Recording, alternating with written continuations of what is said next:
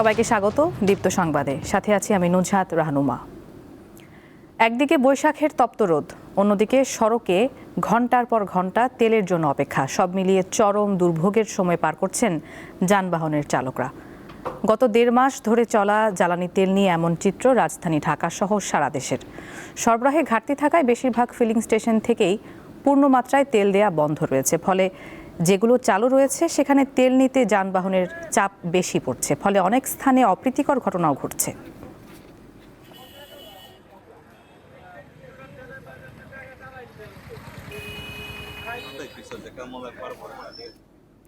দর্শক, জ্বালানি তেলের সংকট নিয়ে আরও জানাতে সাভার থেকে যোগ দিচ্ছেন আমাদের সহকর্মী এম এ হালিম। কথা বলবো তার সাথে। হালিম, তেলের যে সংকটটি চলছে আসলে, তো আপনার এলাকায় তার প্রভাব কেমন দেখছেন জানাবেন। হ্যাঁ, আমার এলাকার প্রভাব যদি আপনাকে জানাই, সেটি হচ্ছে যে সাভারে 52টি পাম্প রয়েছে এবং এই 52টি পাম্পে কিন্তু প্রশাসনের পক্ষ থেকে দেখভালের জন্য সেখানে কিন্তু আমরা দেখতে পেয়েছি 26 জন এখানে রয়েছে যারা ট্যাগ অফিসার নিয়োগ দেওয়া হয়েছে। তো আমি যদি সামগ্রিকভাবে আপনাকে জানাই যে এই পাম্পগুলোতে কিন্তু এক এক দিন এক এক পাম্পে যে তেলগুলো আসে, যে একদিন যে পাম্পে পেট্রোল আসে, অকটেন আসে, কিন্তু সেদিন কিন্তু সেখানে ডিজেল দেওয়া হয় না। তো তেমন একটি পাম্পে আপনাকে একটু চিত্র জানাই, এখন কিন্তু পেট্রোল অকটেন এই পাম্পে দেওয়া হচ্ছে না এবং পাশাপাশি যে এখানে যে আরেকটি নজল রয়েছে, সেই নজলে আমরা দেখতে পেয়েছি ডিজেলের জন্য কিন্তু যারা বিশেষ করে পরিবহন সংশ্লিষ্ট যারা রয়েছে তারা কিন্তু সকাল থেকেই ভিড় জমে আছে। গতকালকে পয়লা বৈশাখের বন্ধ থাকার কারণে কিন্তু ডিপো থেকে তেল দেওয়া হয়নি, তার প্রভাব কিন্তু প্রত্যেকটি পাম্পে আমরা দেখতে পেয়েছি এবং বিশেষ করে যখন পেট্রোল এবং অকটেন দেওয়া হয় সেদিন কিন্তু এই মহাসড়কে কিন্তু একটি যানজটের সৃষ্টি হয়। এখানে দেখা যায় হাজার হাজার মোটরসাইকেল যারা চালক রয়েছে তারা কিন্তু এই পেট্রোলের জন্য এখানে ভিড় করে এবং সেখানে মহাসড়কে যানজট সৃষ্টি হয়। বিশেষ করে প্রাইভেটও কিন্তু এই মহাসড়কে এক ধরে লাইন ধরে থাকে।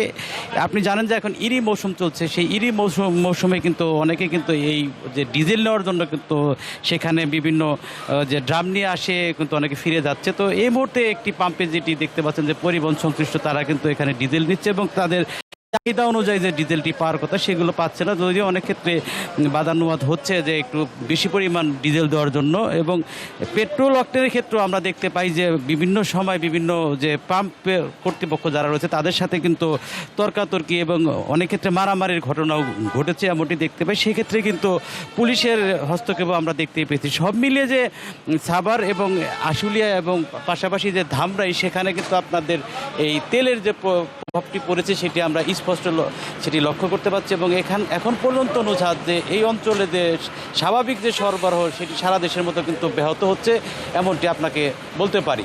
তো এই ছিল এই সাভার থেকে আমার কাছে এই তেলের পাম্পের সর্বশেষ। নুজহাত।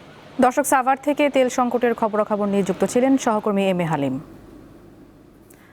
চট্টগ্রামে উন্নত মানের ল্যাবে হামের পরীক্ষা করার সক্ষমতা থাকলেও কিট সংকট ও অনুমতি না থাকায় হামের পরীক্ষা করা হচ্ছে না। ফলে নমুনা পাঠাতে হচ্ছে ঢাকায়।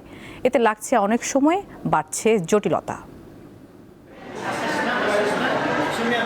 চট্টগ্রামের ফৌজদারহাটে Bangladesh Institute of Tropical and Infectious Diseases BITID-তে হাম শনাক্তের জন্য প্রয়োজনীয় ল্যাব সুবিধা আছে। বায়োসেফটি লেভেল 3 মানের পরীক্ষাগার এটি। প্রতিদিন অন্তত 100 হাম রোগীর নমুনা পরীক্ষার সক্ষমতা আছে এখানে, কিন্তু সংশ্লিষ্ট কর্তৃপক্ষের অনুমতি না মেলায় এখনও পরীক্ষা শুরু করা যাচ্ছে না। BITID কর্তৃপক্ষ জানিয়েছে, মার্চের শেষ দিকে স্বাস্থ্য মন্ত্রণালয়ের কাছে অনুমতি এবং কিট চেয়ে আবেদন করা হয়েছে, তবে এখনো কোনো সাড়া মেলেনি। সবার এটা কোয়ারি যে এখানে ল্যাবটা চালু হচ্ছে না কেন। তো এটা এই কথাটা আমরা উদ্বোধন কর্তৃপক্ষকে জানানো হয়েছে যে আপনারা এটা আমরা যদি চালু করি এটার জন্য জনগণের সুবিধা হবে। এদিকে চট্টগ্রামের বিভিন্ন হাসপাতালে হাম উপসর্গ নিয়ে রোগীর সংখ্যা ক্রমে বাড়ছে। বিশেষ করে টিকার বাইরে থাকা শিশুদের মধ্যে ঝুঁকি বেশি। সংশ্লিষ্টরা বলছেন, ঢাকায় নমুনা পাঠানোর পর ফল পেতে যেখানে কয়েকদিন সময় লাগে, সেখানে স্থানীয়ভাবে পরীক্ষা চালু হলে এতে সময় লাগবে না। এতে দ্রুত রোগ শনাক্ত হবে এবং সংক্রমণ নিয়ন্ত্রণেও সুবিধা হবে। যাদের এখনো গত 6 মাসের মধ্যে ভিটামিন এ ক্যাপসুল খায়নি, তারা যেন ভিটামিন এ ক্যাপসুলটা নিকটবর্তী স্বাস্থ্যকেন্দ্রে যোগাযোগ করে তাদের বয়স অনুযায়ী ডোজ ঠিক করে খেয়ে নিয়ে শিশুর পুষ্টিমান যেন ঠিক রাখা হয় এবং যাতে শিশুকে একটু স্বাস্থ্যকর পরিবেশে রাখা যায়, এটা চেষ্টা করলে আমার মনে হয় হাম খুব বেশি ভয় পাওয়ার কিছু নেই। বিভাগীয় স্বাস্থ্য পরিচালক জানান, বিষয়টি দ্রুত সমাধানে ঊর্ধ্বতন মহলের সঙ্গে যোগাযোগ অব্যাহত রয়েছে। নমুনা পরীক্ষার বিষয়ে এই সিদ্ধান্ত আসে আমাদের কেন্দ্রীয়ভাবে সেন্ট্রালি, এবং এই মুহূর্তে আইপিএস ছাড়া সারা বাংলাদেশের আর কোথাও এই টিকা এই স্যাম্পলগুলো পরীক্ষা করার কোনো সুযোগ এখন আমরা তৈরি করতে পারি নাই। বিশেষজ্ঞরা বলছেন, হাম অত্যন্ত সংক্রামক হওয়ায় দ্রুত শনাক্ত ও আইসোলেশন জরুরি, কিন্তু পরীক্ষার ফল পেতে দেরি হলে আক্রান্ত ব্যক্তি অজান্তে অন্যদের মধ্যে সংক্রমণ ছড়িয়ে দিতে পারে, ফলে প্রাদুর্ভাব নিয়ন্ত্রণ আরও কঠিন হয়ে ওঠে। রুনা আনসারি, দীপ্ত সংবাদ, চট্টগ্রাম। মাছের প্রজনন ও বেড়ে ওঠা নিশ্চিত করা এবং বঙ্গোপসাগরের জীববৈচিত্র্য রক্ষায় দেশের সামুদ্রিক জলসীমায় শুরু হয়েছে সব ধরনের মাছ শিকারে নিষেধাজ্ঞা। গত মধ্যরাত থেকে শুরু হওয়া এই নিষেধাজ্ঞা আগামী 11 জুন পর্যন্ত কার্যকর থাকবে। তবে জেলেরা জানান, তাদের অনেকেই তেলের সংকটের কারণে সাগরে মাছ শিকারে যেতে পারেননি। তার উপর নতুন এই নিষেধাজ্ঞার কারণে কর্মহীন হয়ে দুশ্চিন্তায় পড়েছেন তারা। মৎস্য কর্মকর্তারা জানান, নিষেধাজ্ঞা চলাকালে নিবন্ধিত জেলেরা সরকারের পক্ষ থেকে চাল সহায়তা পাবেন। এক্ষেত্রে প্রত্যেককে 2 ধাপে 77 কেজি করে চাল দেওয়া হবে। নিষেধাজ্ঞা সফল করতে বরফ কল ও জ্বালানি সরবরাহ বন্ধের পাশাপাশি নজরদারি বাড়ানো হয়েছে। এছাড়া আইন অমান্যকারীদের বিরুদ্ধে ব্যবস্থা নেওয়ার হুঁশিয়ারিও দিয়েছেন মৎস্য কর্মকর্তারা।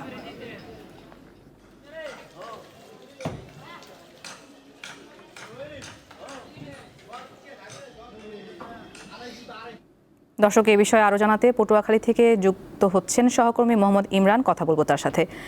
ইমরান, নতুন যে নিষেধাজ্ঞাটি এসেছে এর কারণে মাছের দামে কতটা প্রভাব পড়েছে এবং এই সময়কালে জেলেদের সহায়তা প্রাপ্তির একটি বিষয় বলা হয়েছে, এটি কিভাবে নিশ্চিত করা হবে?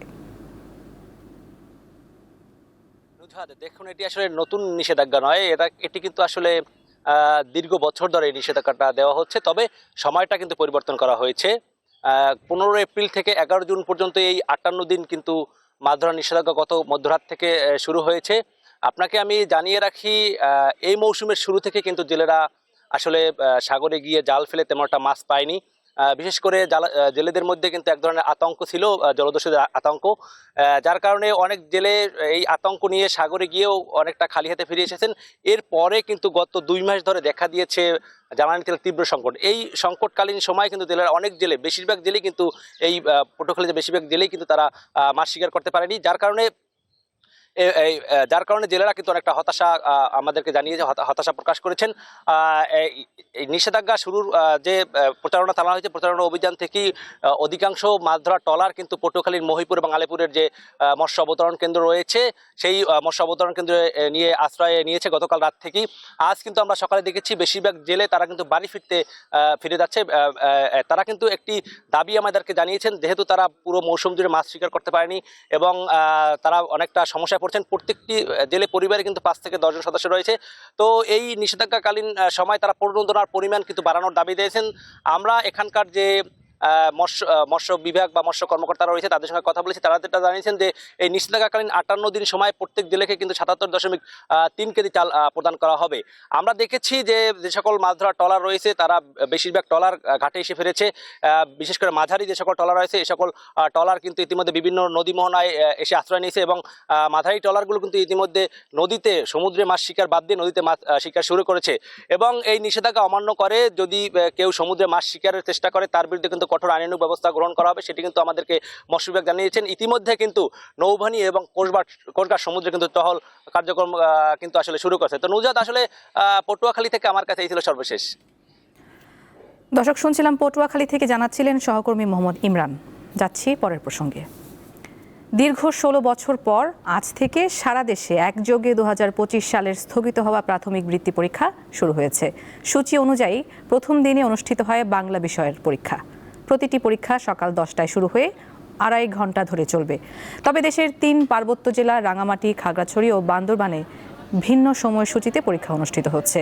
এসব জেলায় 17 এপ্রিল গণিতের মাধ্যমে পরীক্ষা শুরু হবে। এছাড়া বিশেষ চাহিদা সম্পন্ন পরীক্ষার্থীদের জন্য নির্ধারিত সময়ের অতিরিক্ত 30 মিনিট সময় বরাদ্দ রাখা হয়েছে বলে জানিয়েছে কর্তৃপক্ষ। এর আগে 2008 সালে সর্বশেষ পূর্ণাঙ্গ প্রাথমিক বৃত্তি পরীক্ষা হয়েছিল বাংলাদেশে। 2009 সাল থেকে প্রাথমিক শিক্ষা সমাপনী বা পিইসি পরীক্ষা শুরু হওয়ায় আলাদা করে এই পরীক্ষাটি বন্ধ হয়ে যায়। মাঝে 2022 সালে পরীক্ষামূলকভাবে একবার এই পরীক্ষা নেওয়া হলেও পরবর্তী বছরগুলোতে তা আবার স্থগিত ছিল। স্পিকার হাফিজ উদ্দিন আহমদের সভাপতিত্বে ত্রয়োদশ জাতীয় সংসদের প্রথম অধিবেশনের বৈঠক ফের শুরু হয়েছে। অধিবেশনের শুরুতেই প্রশ্নোত্তর পর্বে প্রধানমন্ত্রী তারেক রহমান জানান, 1 জুলাই থেকে 5 বছর মেয়াদী পঞ্চম প্রাথমিক শিক্ষা উন্নয়ন কর্মসূচি শুরু করতে যাচ্ছে সরকার। এছাড়া পর্যটন খাত এগিয়ে নিতে কুয়াকাটাকে গুরুত্ব দিয়ে পায়রা কুয়াকাটা ইকো ট্যুরিজম পরিকল্পনা করা হচ্ছে।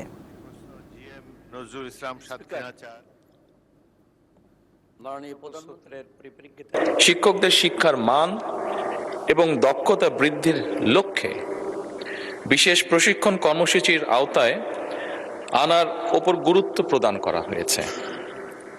বর্তমানে প্রাথমিক বিদ্যালয়গুলোতে মোট শিক্ষকের সংখ্যা 3,76,489 জন। এর মধ্যে চতুর্থ প্রাথমিক শিক্ষা উন্নয়ন কর্মসূচির আওতায় ইতিমধ্যেই 1,30,000 শিক্ষককে ইংরেজি বিষয়ে প্রশিক্ষণ প্রদান করা হয়েছে। মাননীয় সংসদ সদস্য, আপনি জেনে আনন্দিত হবেন যে আগামী 1 জুলাই 2026 হতে 5 বছর মেয়াদী পঞ্চম প্রাথমিক শিক্ষা উন্নয়ন কর্মসূচি সরকার শুরু করতে যাচ্ছে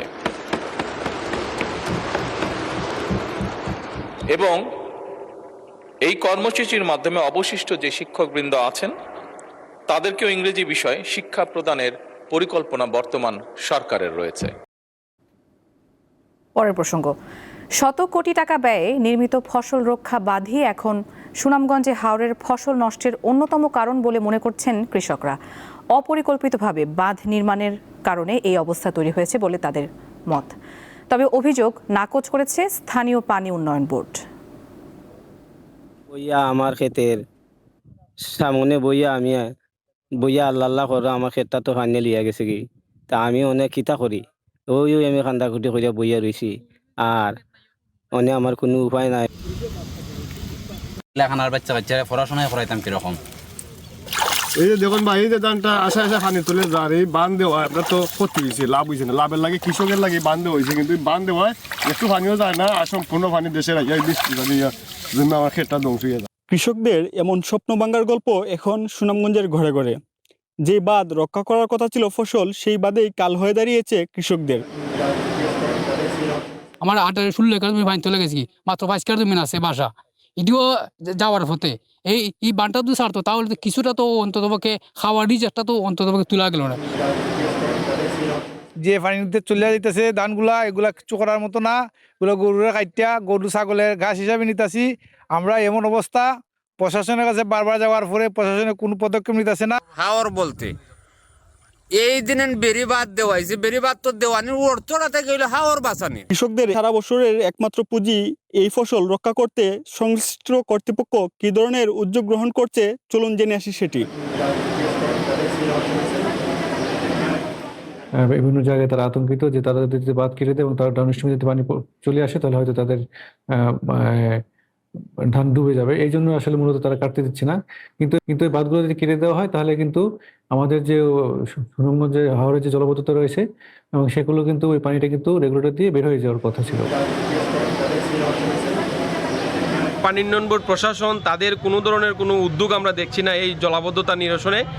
কিছু কিছু জায়গায় কৃষকরা তারা ধান বাঁচাইতে বাঁধ কেটে দেওয়ার প্রক্রিয়ায় চলে যাচ্ছেন এবং এখানেও কিন্তু তারা আইনিভাবে বাধাপ্রাপ্ত হচ্ছেন। পানি উন্নয়ন বোর্ড বাধা দিচ্ছে, প্রশাসন বাধা দিচ্ছে। কৃষকরা অভিযোগ করছেন অপরিকল্পিত বাঁধের কারণেই যেই ফসল আর কয়েকদিন পর বৈশাখে গড়ে তোলার কথা, সেই ফসলেই এখন তাদের চোখের সামনে বৃষ্টির পানিতে নষ্ট হয়ে যাচ্ছে। সামাজিক প্রতিষ্ঠা, অর্থনৈতিক মুক্তি ও স্বাবলম্বী হওয়ার আশায় পাহাড়ে অনেক নারী গড়ে উঠছেন উদ্যোক্তা হিসেবে। তবে সহজ শর্তে ব্যাংক ঋণ না পাওয়া এবং প্রশিক্ষণের অভাবসহ নানা কারণে বাধাগ্রস্ত হচ্ছে এমন উদ্যোগ। ক্ষুদ্র কিংবা মাঝারি সব ধরনের উদ্যোক্তাই মুখোমুখি হচ্ছেন নানা প্রতিবন্ধকতার। নানা প্রতিকূলতা ও সংকট পেরিয়ে ক্ষুদ্র ব্যবসা, বুনন শিল্প, জুম চাষ ও হস্তশিল্পের মাধ্যমে সফল উদ্যোক্তা হিসাবে গড়ে উঠছেন খাগড়াছড়ির পাহাড়ি নারীরা। উচ্চশিক্ষার পাশাপাশি মেধা ও শ্রমে স্বাবলম্বী হয়ে পরিবার ও সমাজের অর্থনীতিতে গুরুত্বপূর্ণ অবদান রাখছেন। চাকরির খোঁজে না ছুটে নিজেদের কর্মঠ করে গড়ে তুলছেন তারা। ঐতিহ্যবাহী থামি, পিনন এবং বাঁশ-বেতের সামগ্রী তৈরি করে স্থানীয় ও জাতীয় পর্যায়ে সুনাম অর্জনের পাশাপাশি অর্থনৈতিকভাবে ঘুরে দাঁড়াচ্ছেন নারী উদ্যোক্তারা। বর্তমানে খাগড়াছড়ি পার্বত্য জেলায় দেখা যায় আপনার উদ্যোক্তাদের সংখ্যা খুব বেশি, কিন্তু হিসাব করলে আপনি দেখবেন অর্ধেকই কিন্তু নারী। আর দেখবেন এখন উদ্যোক্তা হিসেবে যারা পেশায় চলে আসতেছেন তারা অধিকাংশই কিন্তু অনেক শিক্ষিত।